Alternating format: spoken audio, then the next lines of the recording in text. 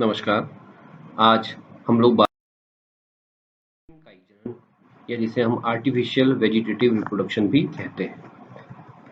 Last video में बताया था और आज इस वीडियो में हम कृत्रिम काइजन के बारे में आवश्यक जानकारी लेंगे। थोड़ा सा आपको रिवाइज में कर दे रहा हूँ। देखिए, काइजन के बारे में मैंने आपको बताया था कि किसी भी उच्च श्रेणी के पादप में जब उसके तने, जड़ या पत्ती के द्वारा नए पौधे डेवलप किए जाते हैं तो उसे हम काइजन कहते हैं। और यही क्रिया काइजन की जब स्वतः होती है, पौधा स्वतः नई संतान को पैदा करता है जड़, तने या पत्ती के द्वारा, तो उसको हम प्राकृतिक काइजन कहते हैं। लेकिन यही काइजन जब मानव के द्वारा होता है तो ऐसे काइजन को हम कृत्रिम काइजन कहते हैं। एक बार परिभाषा देख लेते हैं। कृत्रिम काइजन की क्रिया मुख्यतः मानव द्वारा किया जाता है। पौधे में बीज बनने या बीजों के अंकुरण में कठिनाई आती है या उनमें बीज नहीं बनते, उन पौधों में विधि अपनाई जाती है। यह क्रिया कई प्रकार से की जाती है। आवश्यकता अनुसार इसमें रासायनिक पादप, हार्मोन्स का भी उपयोग करते हैं। तो जैसा मैंने आपसे कहा कि कृत्रिम काई मुख्यतः मनुष्य के द्वारा कराया जाता है। जब मनुष्य कृत्रिम रूप से पौधे के विभिन्न भागों से नया पौधा विकसित करता है तो उसे हम कृत्रिम काई कहते हैं। और सामान्यतः जो ये क्रिया है, ये उन पौधों में ज्यादा कराई जाती है जिनमें बीज नहीं बनते, या बीज बनते भी हैं तो उनके अंकुरण में परेशानियां आती हैं, या उनमें बीज का अंकुरण लेने में बहुत अधिक समय लगता है। ऐसे पौधों में जनरली हम कृत्रिम काई कराते हैं। और ये क्रिया सुचारू रूप से चले, जल्दी हो, इसके लिए हम कुछ रासायनिक पादप हार्मोन्स जैसे indole acetic acid, indole butyric acid या ऑक्सिन्स आदि का इस्तेमाल भी करते हैं। अब बात करते हैं कृत्रिम काई कितने प्रकार के होते हैं। तो कई प्रकार के हैं, एक एक इसके जो प्रकार हैं उसके बारे में पढ़ेंगे। सबसे पहले हम बात करते हैं कलम लगाना या कटिंग। इसमें पौधे के परिपक्व तने या शाखाओं के 20 से 30 सेंटीमीटर लंबे टुकड़े काट लिए जाते हैं, जिन्हें कलम कहते हैं। अब इन कलम को भूमि में तिरछा करके आधा गाड़ दिया जाता है, परंतु ध्यान रहे इस कलम में कक्षस्थ कलिकाएं एवं पत्तियां होनी चाहिए। कुछ दिनों पश्चात इसके वायुव्य भागों की कक्षस्थ कलिकाओं से पत्तियां निकल आती हैं और भूमिगत भागों में स्थित जो पर्वसंधियां हैं उनकी कक्षस्थ कलिकाओं से जड़ें निकल आती हैं। कलम में IAA या अन्य पादप हार्मोन का प्रयोग करने पर जड़ें शीघ्र निकलने लगती हैं। यह क्रिया मुख्यतः गन्ना, गुलाब, गुड़हल, अंगूर आदि में आसानी पूर्वक की जाती है। देखिए, जैसे मैंने आपसे कहा कि कृत्रिम काई की पहली विधि है कलम लगाना। इसमें हम क्या करते हैं, जिस पौधे की कलम लगानी है उसकी एक टहनी को हम तिरछा मिट्टी में बो देते हैं। जैसे मान लीजिए ये आपकी कोई टहनी है, हमने इसको थोड़ा सा नीचे से तिरछा कट कर दिया और इसको हमने क्या किया, मिट्टी में बो दिया। हम इस टहनी को जब लेंगे तो हमें ध्यान रखना है कि इसमें पहले से कुछ ना कुछ पत्तियां क्या हो, मौजूद हो। और पत्ती के ऊपरी सिरे पर यहाँ पे पत्ती है तो इसके कक्ष में क्या होंगी, कक्षस्थ कलिकाएं। और इसी प्रकार से कुछ कक्षस्थ कलिकाएं जो टहनी का निचला भाग जो मिट्टी के अंदर बो दिया है उसमें भी कुछ कक्षस्थ कलिकाएं होनी चाहिए। इस कलम को लगाने के लिए हम क्या करते हैं, इसकी जड़ वाले हिस्से को, इस वाले हिस्से को, जो नीचा मिट्टी के अंदर दबाया गया हिस्सा है, इसको हम किसी पादप हार्मोन में डुबो कर लगा देते हैं। इससे क्या होगा, जड़ें जल्दी आएंगी। अब जब हम इस भाग को कुछ समय के लिए छोड़ देते हैं तो बाद में क्या होता है, इसकी जो नीचे जो कक्षस्थ कलिकाएं हैं, इन कक्षस्थ कलिकाओं से क्या निकल जाती है, जड़ निकल जाती है। और जो ऊपर पत्तियों की जो कक्षस्थ कलिकाएं, इससे जो है नई पत्तियों का डेवलपमेंट हो जाता है और इस प्रकार से ये कलम आपकी लग गई। कभी कभी क्या होता है, कुछ पौधों में हम तने की कलम ना लगा करके अपितु जड़ की कलम लगाते हैं। जैसे नींबू है आपका, इमली है, इसमें हम क्या करते हैं, जड़ लगाते हैं कलम के रूप में, तो इसलिए हम इसको जड़ कलम भी कहते हैं। लगाने के बाद अगला है, ये कितने प्रकार का होता है। देखिए, कलम लगाना दो प्रकार का होता है, एक सॉफ्ट वुड कटिंग कहलाता है और एक हार्ड वुड कटिंग कहलाता है। अगर कलम बनाने के लिए हमने नई टहनी का इस्तेमाल किया है, नई कली युक्त टहनी का इस्तेमाल किया है, तो हम उसे सॉफ्ट वुड कटिंग कहेंगे। और यदि कलम लगाने के लिए हमने पुरानी टहनी का इस्तेमाल किया जिसमें कलिकाएं हैं, कक्षस्थ कलिकाएं हैं, तो उसे हम हार्डवुड कटिंग कहते हैं। डायग्राम से आप समझिए। देखिए, ये जो डायग्राम रिप्रेजेंट किया गया है ये सॉफ्टवुड कटिंग है। आप देख ही रहे हैं यहाँ पे जो टहनी ली गई है ये बिल्कुल हरी है, नई है, और उसमें कई कक्षस्थ कलिकाएं आपको दिखाई दे रही हैं। जबकि हार्डवुड कटिंग में जो टहनी दिखाई दे रही है आपको काफी मोटी है, पुरानी है, और इसमें भी कक्षस्थ कलिकाएं दिखाई दे रही है। तो कलम लगाना दो प्रकार से होता है, एक सॉफ्टवुड कटिंग कहलाता है और दूसरा हार्डवुड कटिंग कहलाता है। कलम लगाने के बाद दूसरा मेथड है दाब कलम लगाना। यह क्रिया उन पौधों में अपनाई जाती है जिसमें कलम लगाने की क्रिया सफल नहीं होती। दाब कलम लगाने की क्रिया में मृदा की समीपवर्ती शाखाओं को नीचे झुकाकर हल्का सा छील कर मृदा में गाड़ दिया जाता है। कुछ समय पश्चात इनमें से जड़ों के निकलने के बाद इसे मुख्य पौधे से काट कर अलग कर देते हैं। देखिए, कई पौधे ऐसे भी हैं जिनमें कलम हम लगाएं लेकिन वो सक्सेस नहीं होती, और इस दशा में हम जिस मेथड का उपयोग करते हैं उसको हम लेयरिंग कहते हैं या दाब कलम लगाना भी कहते हैं। इसमें हम जनरली क्या करते हैं, कोई भी एक पौधा लेंगे और उस पौधे की जो टहनी भूमि के निकट है उस टहनी को थोड़ा सा छील करके भूमि में दबा देते हैं। यहाँ पे हम टहनी को मुख्य पेड़ से अलग नहीं करेंगे, पेड़ से लगी रहते हुए भूमि के पास जो टहनी है उसको छील करके मिट्टी के नीचे दबा देंगे, और कुछ समय पश्चात हम देखेंगे कि जो दबा हुआ हिस्सा है उससे जड़ें निकलनी शुरू हो गई। बाद में इस टहनी को अब मुख्य पौधे से काटकर हम अलग कर देते हैं। तो ये क्रिया कहलाती है दाब कलम लगाना। कई प्रकार की होती है, इसमें पहली विधि है शाखा कलम लगाना, सिंपल ब्रांच लेयरिंग। इस क्रिया में तने की निचली शाखा को झुकाकर उसका कुछ भाग मिट्टी में दबा देते हैं और शीर्ष भाग को मिट्टी से बाहर रखते हैं। ध्यान रखिएगा, शीर्ष भाग को मिट्टी से बाहर रखते हैं। जिस स्थान पर तने को दबाते हैं उस स्थान को नम बनाए रखते हैं। कुछ समय पश्चात इस दबे हुए भाग से अपस्थानिक जड़ें निकल आती हैं। मुख्य पौधे से इसे अलग करके नया पौधा बन जाता है, जैसे अंगूर, रसबेरी, स्ट्रॉबेरी इत्यादि। अब आप डायग्राम में देखें, जैसे मान लीजिए ये स्ट्रॉबेरी का पेड़ है और स्ट्रॉबेरी के पेड़ की ये जो टहनी है जो भूमि के पास थी, हमने उसे क्या किया, दबा प्रेशर लगा करके थोड़ा सा दबाया, नीचे से जो मिट्टी में जा रहा है इसको हम थोड़ा सा क्या किया, छील दिया और इसे मिट्टी में दबा दिया। इसका जो शीर्ष भाग है आप देख रहे हैं मिट्टी के बाहर है, शीर्ष भाग मिट्टी के बाहर रहेगा और कुछ भाग को हमने मिट्टी के अंदर दबा दिया। इस भाग को हम मिट्टी के इस भाग को हम नम रखते हैं। कुछ समय बाद हम देखते हैं कि इस छिले हुए भाग से नीचे क्या होता है, जड़ें निकल आती है। जैसे ही जड़ें निकलेंगी अब आप इसके बाद क्या करेंगे, इसको हिस्से से क्या करेंगे, यहाँ से काट देंगे। तो इस प्रकार से ये जो पौधा है आपका एक नया पौधा बन जाएगा। मेथड है आपका शीर्ष दाब कलम। देखिए, शीर्ष दाब कलम का मतलब क्या है, इस क्रिया में पौधे के तने के शीर्ष को मोड़कर मिट्टी में दबा देते हैं, इसे शीर्ष दाब कलम कहते हैं। कुछ समय पश्चात इसमें से जड़ें निकल आती हैं। आप देखिए, इससे पहले जो हमने कलम लगाई थी साधारण कलम, उसमें हमने क्या किया था, शीर्ष भाग को मिट्टी के बाहर रखा था और कुछ भाग को मिट्टी के अंदर दबा दिया था। लेकिन यहाँ पे ये जो पौधे हैं आपके, इस पौधे की पूरे टहनी को जब हम दबाएंगे तो हमें देखना पड़ेगा कि इसका जो शीर्ष भाग है वो भी क्या हो रहा है, मिट्टी के अंदर दबा हुआ है। तो ये व्यवस्था कहलाती है टिप लेयरिंग। जब हम शीर्ष भाग को भी मिट्टी में दबा देंगे तो उसको हम कहेंगे टिप लेयरिंग। तीसरा मेथड है सर्पेंटाइन लेयरिंग, सर्पिल दाब। इस क्रिया में पौधे की भूमि की समीप वाली तने की मिट्टी को मिट्टी में क्षैतिज रूप से इस प्रकार दबाते हैं कि कुछ निश्चित दूरी के अंतराल पर मिट्टी से ऊपर दिखाई दे। अब दबे हुए भाग से कुछ समय पश्चात जड़ें निकल आएंगी, जबकि खुले हुए भाग से नई शाखाएं निकलती हैं। मुख्य तने से अलग करने पर नए नए पौधे प्राप्त होते हैं। अब तक आप देख रहे थे हम पौधे की टहनी को एक जगह पे दबा रहे थे, लेकिन सर्पेंटाइन लेयरिंग में क्या होता है, पौधे की एक टहनी को कई जगह दबाते हैं। आप देख रहे हैं, एक बार हमने यहाँ दबाया, फिर हमने यहाँ पे दबाया और टहनी का कुछ हिस्सा बाहर, कुछ हिस्सा अंदर, कुछ हिस्सा बाहर, कुछ हिस्सा अंदर छोड़ दिया। कुछ समय के पश्चात जब हम इसको देखेंगे तो हम ये पाएंगे कि जो हिस्सा भूमि के बाहर है उस वाले हिस्से में क्या आ गई है, नई नई पत्तियां आ गई हैं, और जो नीचे वाला हिस्सा है उसमें क्या आ गई है, जड़ें आ गई।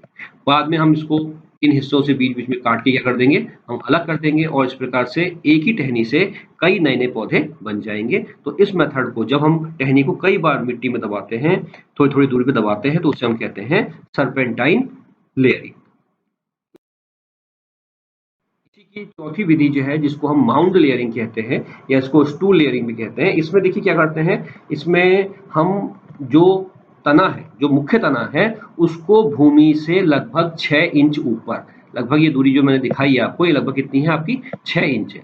ये दूरी कितनी है आपकी, लगभग 6 इंच।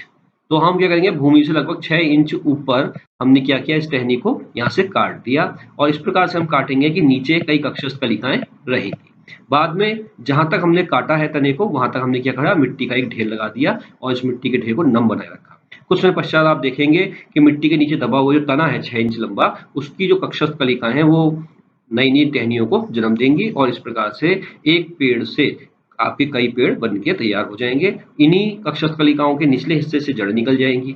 तो इसको कहते हैं हम माउल्ड लेयरिंग। मेथड है आपका गुट्टी बांधना। गुट्टी बांधने का मतलब क्या है, देखिए गुट्टी बांधने का तात्पर्य क्या होता है, जिसको हम दूसरी साधारण भाषा में एयर लेयरिंग भी कहेंगे, गुट्टी बांधना एयर लेयरिंग। इस क्रिया में पौधे की कठोर शाखा को हल्का सा छीलकर इसके चारों ओर गीली मिट्टी या मोस या रुई लपेटकर पॉलीथीन से ढककर बांध देते हैं। इस मिट्टी को नम बनाए रखने के लिए इस पर पानी की बूंद बूंद गिराते हैं ताकि मिट्टी गीली और नम बनी रहे। कुछ समय पश्चात इसमें से जड़ें निकल आएंगी। अब इसे मुख्य पौधे से अलग कर नए पौधे को प्राप्त करते हैं। इस क्रिया में हम हार्मोन्स का इस्तेमाल भी कर सकते हैं। अब देखिए, आप इस डायग्राम में देख रहे हैं कि हम क्या करते हैं जनरली, एक जैसे तना है, मान लीजिए आपका ये तना है कोई, तो इस तने को हमने क्या किया, बीच से हमने इस बीच वाले हिस्से से इस वाले हिस्से में हमने क्या किया, इसकी छाल को निकाल दिया। चारों ओर से गोलाई में, रिंग में हमने छाल को निकाल दिया। तो कुछ तना जो आपका इस प्रकार का रह जाएगा, इस प्रकार से तना आपका रह जाएगा, क्योंकि हमने इसकी क्या करी, गोलाई में इसकी क्या कर दी, छाल निकाल दी इस हिस्से की। तो ये हिस्सा आपका ऐसा रह जाएगा। अब हम इस हिस्से में क्या करेंगे, हम रुई या मॉस घास या मिट्टी लगा करके इसके बाहर क्या करते हैं, हम पन्नी से इसको हम क्या करेंगे, बांध देंगे, ऊपर और नीचे रस्सी लगा के बांध देंगे। कुछ ऐसी व्यवस्था हम करेंगे कि इसमें पानी की एक एक बूंद गिरती रहे ताकि इसके अंदर की जो मॉस और रुई है वो गीली रहे। कई बार लोग क्या करते हैं, जिस टहनी में ये एयर लेयरिंग करते हैं उसके ऊपर वाली टहनी में मटका टांग देते हैं और उस मटके में छेद कर देते हैं ताकि पानी की एक एक बूंद इस गुट्टी पे गिरती रहे और इसके अंदर की जो मिट्टी है वो क्या रहे, नम बनी रहे। कुछ समय पश्चात हम देखेंगे कि तने के ऊपरी हिस्से से जड़ निकल जाएंगी। यहाँ से इस हिस्से से क्या होंगी, जड़ निकल जाएंगी। बाद में यहाँ से हम इस तने को क्या करेंगे, काट कर अलग कर देंगे। इस डायग्राम में अगर आप देखें तो हमने यहाँ से क्या किया, काट के अलग कर दिया। तो इस प्रकार से ऊपर का जो एक नया पौधा आपका बन के तैयार हो गया।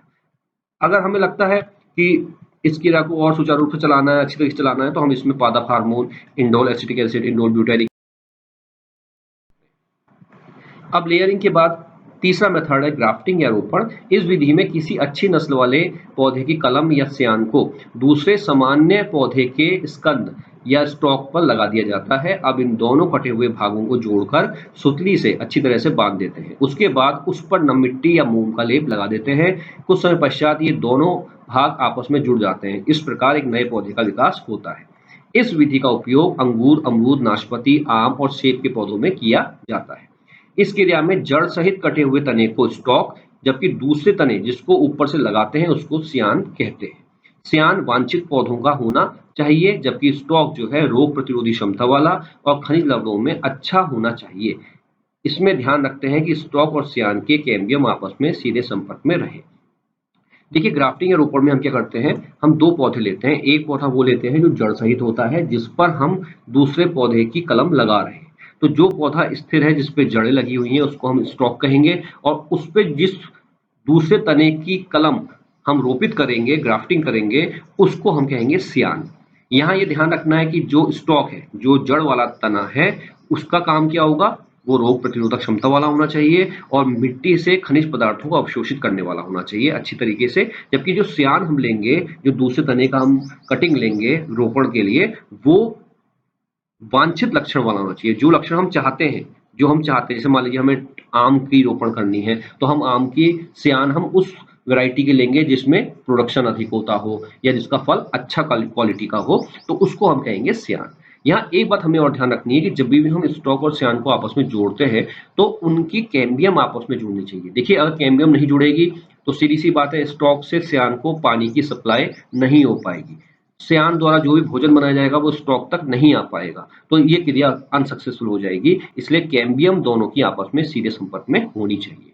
अब रोपण की जानते हैं। पहला मेथड है टंग रोपण या व्हीप रोपण। इसमें स्टॉक और सियान का व्यास समान लगभग 1 से 1.5 सेंटीमीटर होता है। अब स्टॉक में 5 से 8 सेंटीमीटर लंबा काट इस प्रकार लगाया जाता है कि सियान इसमें पूरी तरह फिट हो जाए।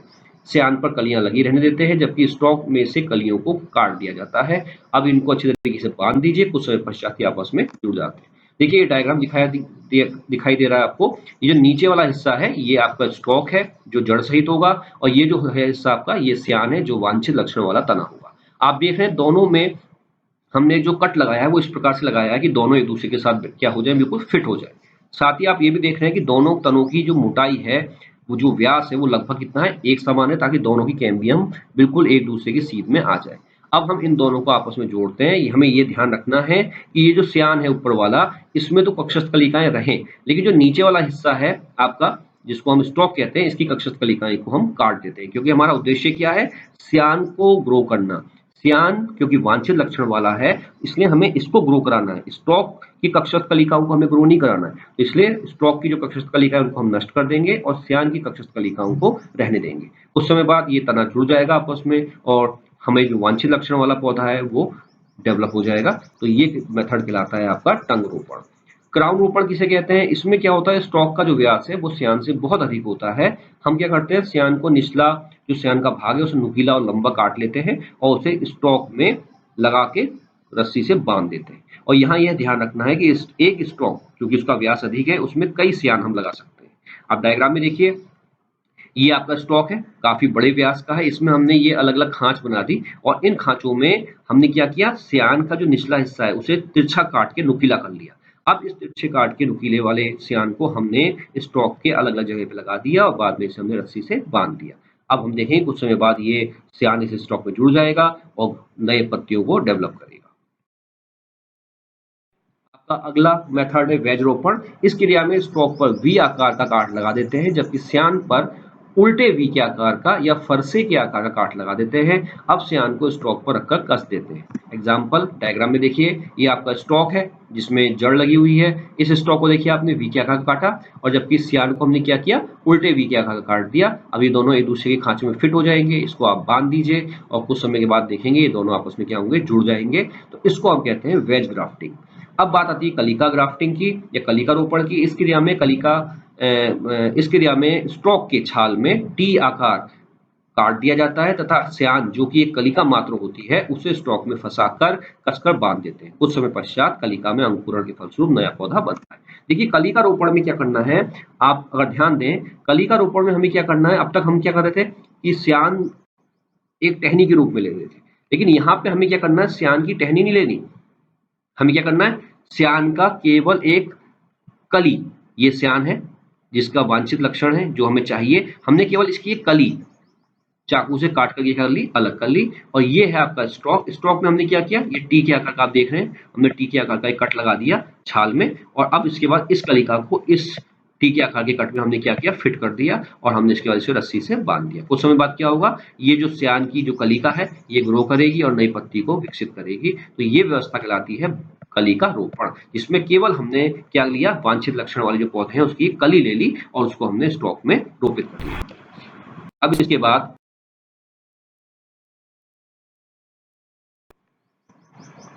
अगला मेथड है आपका शाखा बंधन। शाखा बंधन से क्या मतलब है, देखिए शाखा बंधन का मतलब है आपका ये वह क्रिया या वह कायिक जनन जिसके अंतर्गत हमने क्या किया कि इन्हीं दो पौधों को जड़ सहित लिया और अब इन दोनों पौधों की शाखाओं को थोड़ा सा छीलकर आपस में बांध दिया। कुछ समय पश्चात इनके नए पौधे का निर्माण होता है। देखिए आप डायग्राम देखिए, यहाँ पे अब तक हम क्या कर रहे थे, सियान जो हम ले रहे थे वो बिना जड़ का ले रहे थे, हम किसी वांछित लक्षण वाले पौधे की टहनी ले रहे थे और स्टॉक जो था वो जड़ वाला था। लेकिन अब हमें क्या करना है, दो पौधे लेने हैं और दोनों जड़ सहित होंगे।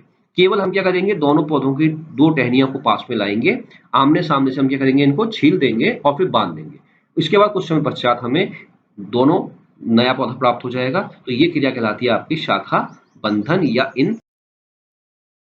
हम बात कर लेते हैं कायिक जनन के महत्व की। तो देखिए सबसे पहला महत्व क्या है, कायिक जनन द्वारा पौधे की अनुवांशिक शुद्धता बनी रहती है। आप जानते हैं कायिक जनन में हम क्या करते हैं, किसी पौधे के जड़ तने पत्ती का इस्तेमाल करके नया पौधा बनाते हैं। क्योंकि यहाँ पे एक ही पौधा है, ये लैंगिक जनन नहीं है, कायिक जनन है, तो स्वाभाविक सी बात है कोई और लक्षण बाहर से नहीं आएगा, इसलिए जैसा पैतृक होगा हूबहू वैसा ही उसकी संतति पादप होगा, तो अनुवांशिक शुद्धता बनी रहेगी। नंबर 2, ये जनरली प्रक्रिया किन पौधों में अपनाई जाती है जिसमें बीज नहीं बनते या बीज बनते तो हैं लेकिन जननक्षम में नहीं होते, या बनते तो हैं लेकिन वो अंकुरण नहीं कर पाते, जैसे केला है, अंगूर है, गन्ना है, इनमें जनरली कायिक जनन कराया जाता है। कायिक जनन द्वारा तैयार पौधा बीज द्वारा तैयार पौधे की तुलना में जल्दी पुष्पन करता है। देखिए ध्यान रखिएगा, आजकल हम जनरली जितने भी फल अपने बगीचों में लगा रहे हैं वो सब ग्राफ्टिंग वाले होते हैं, कायिक जनन वाले होते हैं, क्योंकि वो जल्दी पुष्पन करते हैं, वो जल्दी फ्रूटिंग करते हैं, जबकि बीज द्वारा जो पौधा हम लगाया जाता है वो बहुत अधिक समय लेता है।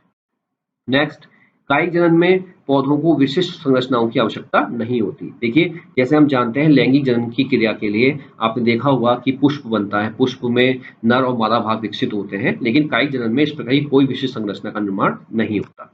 नेक्स्ट है, कायिक जनन द्वारा उत्पन्न पौधे रोग रहित होते हैं।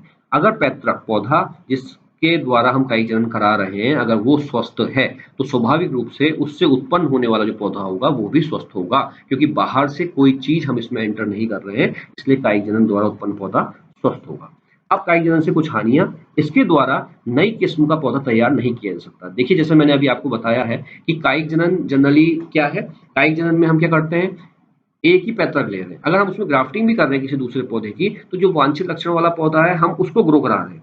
हम जो जड़ वाला पौधा है उसको ग्रो नहीं करा रहे, हम वांछित लक्षण वाले पौधे को ग्रो कराने के लिए हमने कायिक जनन किया है। तो स्वाभाविक सी बात कि इस क्रिया में हम जो पैतृक पौधा है उसके लक्षणों को हम ग्रो करा रहे हैं। तो जब उसमें कोई नए लक्षण आए ही नहीं, अनुवांशिक रूप से वो क्या है, शुद्ध है, तो नए किस्म का पौधा तैयार नहीं हो सकता। नंबर दूसरा, संतति पादों में भिन्नता नहीं होने के कारण जैव विकास की संभावना नहीं होती। देखिए जैव विकास का मतलब क्या है, जैव विकास का मतलब ये है कि यदि किसी पैतृक के द्वारा उत्पन्न हुई संतान में कुछ ऐसे लक्षण पाए जाएं जो उसके पैतृक में नहीं है, अर्थात भिन्नताएं हैं, तो धीरे धीरे जो संतति होगी वो अपने पैतृक से लक्षणों में क्या होती जाएगी, भिन्न होती जाएगी, और इसी को हम जैव विकास कहते हैं। लेकिन जब पादप की उत्पत्ति, संतति पादप की उत्पत्ति एक सिंगल पेरेंट से हो रही है, तो उसके संतति में किसी भी प्रकार का कोई भिन्नता नहीं होगी, वो अनुवांशिक रूप से शुद्ध ही रहेगा, तो इस दशा में जैव विकास संभव नहीं है। अंतिम बात, उन्नत प्रजाति में प्रजाति के विशिष्ट रोग आसानी से संचारित नहीं होते। देखिए ये जो प्रजातियां हैं, उन्नत प्रजातियों में जो विशिष्ट रोग होते हैं वो आसानी से संचारित नहीं होंगे, क्योंकि कायिक जनन की क्रिया में जब हम पैतृक को लेते हैं, तो अगर पैतृक में कोई लक्षण इस प्रकार का है जो विशिष्ट रोग का है, तो स्वाभाविक रूप से वो लक्षण उन पौधों की जो संतति पौधे हैं उनमें वो लक्षण आसानी से संचारित हो सकता है। हम बात करते हैं सूक्ष्म प्रवर्धन की, माइक्रो प्रोपेगेशन की। सूक्ष्म प्रवर्धन कायिक जनन की आधुनिक विधि है। इस विधि में मुख्य पौधे का थोड़ा सा ऊतक लेकर या कुछ कोशिकाओं का समूह लेकर के ऊतक संवर्धन या टिश्यू कल्चर के द्वारा हम उसे ग्रो कराते हैं। कुछ समय पश्चात यह पोषक पदार्थों का अवशोषण करके वृद्धि करने लगता है, जिससे कोशिकाओं के गुच्छे बनने लगते हैं, जिसे कैलस कहते हैं। आवश्यकता अनुसार कैलस का थोड़ा सा टुकड़ा लेकर दूसरे माध्यम में रखकर संवर्धित करते हैं एवं नए पौधे का निर्माण होने से इसे मिट्टी में रोपित कर देते हैं। देखिए माइक्रो प्रोपेगेशन भी एक कायिक जनन ही है। इसमें हम क्या करते हैं, पौधे के थोड़े से ऊतक या कोशिकाओं को लेकर लेबोरेटरी में हम संवर्धन माध्यम में जो न्यूट्रिएंट्स होते हैं उसके माध्यम में ग्रो कराते हैं। कुछ समय के पश्चात जब ये कोशिकाएं या ऊतक उस संवर्धन माध्यम से न्यूट्रिएंट्स को अवशोषित करता है तो ग्रोथ करता है, वृद्धि करता है। उसके बाद इसकी कोशिकाओं के कई गुच्छे बन जाते हैं, जिसको हम कैलस कहते हैं। अब इन गुच्छों को हम दूसरे माध्यम में रखकर ग्रो कराते हैं, और जब इससे छोटे पौधे बन जाते हैं तो उसे हम मिट्टी में क्या करते हैं, इम्प्लांट कर देते हैं, रोपित कर देते हैं। ये क्रिया जनरली गुलदावरी, मशरूम, सतावर, ऑर्किड्स आदि में पाई जाती है। इसके भी कुछ महत्व है। यह क्रिया तीव्र गति से होती है। माइक्रो प्रोपेगेशन क्योंकि लेबोरेटरी में कराया जा रहा है, इसमें जो वृद्धि की दर है बहुत तीव्र होगी, क्योंकि हम इसको सारी न्यूट्रिशन लेबोरेटरी के माध्यम से दे रहे हैं, तो ये गति तीव्र गति से होता है। इस विधि द्वारा उन्नत पौधे रोग रहित होते हैं, क्योंकि हम लैब में इसे ग्रो कर रहे हैं, तो जो भी हम संवर्धन माध्यम लेते हैं वो इन्फेक्शन लेस लेते हैं, उसमें किसी प्रकार का कोई इन्फेक्शन नहीं होता, इसलिए इससे जो भी पौधे होंगे वो रोग रहित होंगे। और तीसरा ये है कि इस क्रिया का इस्तेमाल भी हम जनरली उन पौधों में करते हैं जिनमें बीज नहीं बनते, या अगर बनते भी हैं तो वो जनन समय नहीं होते, जैसे केला, अंगूर, गुलाब आदि। वीडियो के माध्यम से मैंने आपको कृत्रिम कायिक जनन की विभिन्न विधियों के बारे में बताया। मैं उम्मीद करता हूँ कि आपको ये वीडियो समझ में आया होगा। अब नेक्स्ट वीडियो में हम एंजियोस्पर्मी प्लांट के बारे में आवश्यक जानकारी प्राप्त करेंगे। धन्यवाद।